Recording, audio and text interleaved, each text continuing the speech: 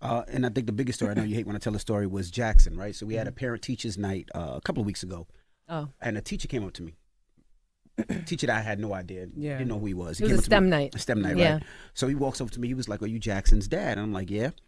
When a teacher usually asks that, it's usually some BS, right? So I'm like, "Oh, here we go. What did Jackson do?" And he was like, "I just want to tell you, Jackson did something that no child or adult has done in my life." I'm like, "Well, what's that?" And he was like, "The other day I'm walking down the hall and Jackson comes running up to me and he goes, are you okay?"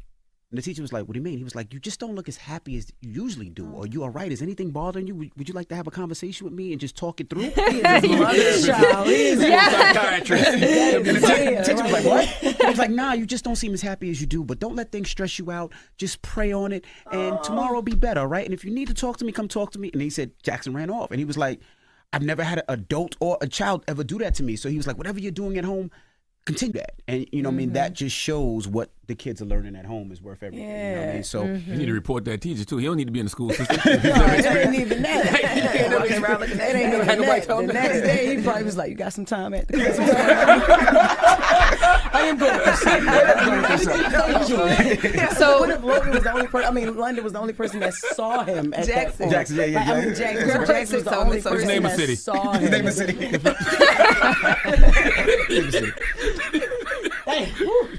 So that was STEM night, but at the parent-teacher conference, one of the teachers said that if she could use one word to describe Jackson, it would be grateful.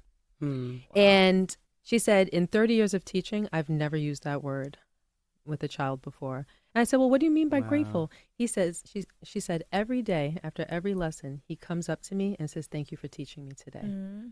And I said, "Really?" And she said, where does he get that from?